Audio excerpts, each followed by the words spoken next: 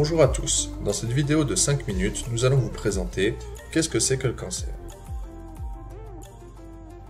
Alors si nous prenons un organisme, par exemple un être humain, celui-ci est composé de différents organes, comme par exemple les poumons.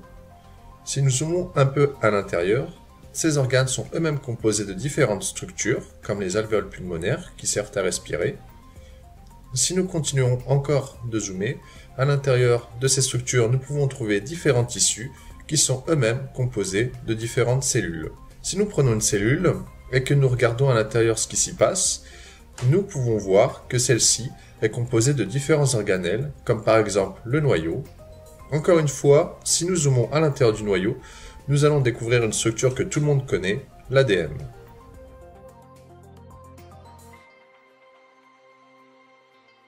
L'ADN, quand il se condense, peut donner les chromosomes. L'ADN est le support de l'information génétique, c'est-à-dire ce qui nous définit tous.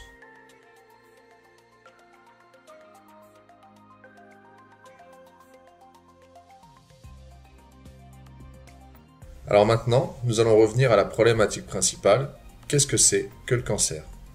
Si nous reprenons notre organisme, l'être humain, il faut savoir qu'il y a tout un tas de facteurs qui vont pouvoir l'endommager, comme par exemple les éléments toxiques contenus dans la fumée de cigarette. Et ces éléments, lorsqu'ils sont ingérés, vont provoquer tout un tas de dommages dans nos tissus, et notamment dans nos cellules, au niveau de leur ADN. Certaines cellules, lorsqu'elles vont être trop endommagées, vont se mettre à proliférer de façon complètement incontrôlée. L'organisme ne les régulera plus du tout. Une nouvelle masse va donc apparaître et on va appeler cette masse une tumeur. Et étant donné que toutes les cellules ont besoin d'être nourries, cette masse va détourner la circulation sanguine pour pouvoir se nourrir elle-même. La tumeur va continuer de grossir et nous pouvons observer dans le coin supérieur gauche des cellules observées en laboratoire en train de proliférer. Nous pouvons voir que la prolifération peut être très rapide. Une fois que la tumeur primaire est bien développée et bien reliée à la circulation sanguine, celle-ci va pouvoir commencer un processus de colonisation, notamment en déversant divers exosomes dans la circulation sanguine.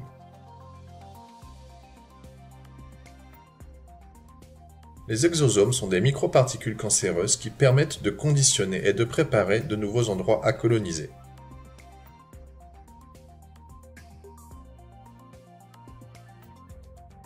Ainsi, la tumeur primaire va pouvoir cibler une zone qu'elle va décider d'envahir dans un futur plus ou moins proche. Par la suite, certaines cellules de la tumeur primaire vont modifier leurs propriétés pour pouvoir aller envahir la zone précédemment ciblée.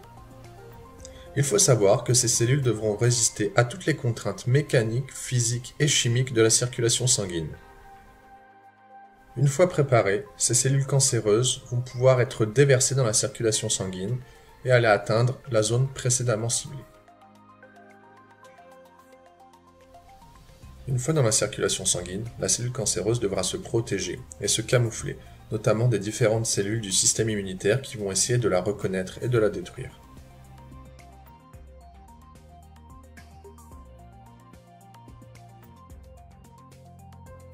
La cellule va poursuivre son chemin et quand elle aura atteint sa destination, elle va quitter la circulation sanguine et aller se loger dans la zone secondaire précédemment ciblée et générer une nouvelle masse tumorale. Cette masse tumorale va être appelée métastase.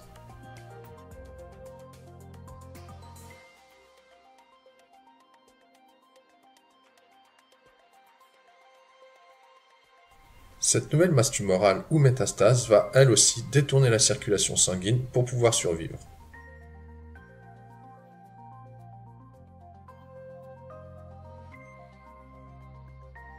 Le processus va se répéter afin de générer de nouvelles métastases, ce qui va rendre les cellules cancéreuses difficiles à cibler. Cependant, au cours des dernières années, de nouvelles techniques de plus en plus puissantes ont été développées afin de lutter contre les cellules cancéreuses. C'est le cas par exemple de l'optogénétique qui consiste à modifier certaines de nos cellules afin de pouvoir les activer directement grâce à de la lumière. Cela permettra, dans un futur plus ou moins proche, de les diriger exclusivement contre les cellules cancéreuses. Une autre technique, dite technique d'écart, consiste à prélever des cellules du système immunitaire d'un patient afin de les modifier génétiquement en laboratoire.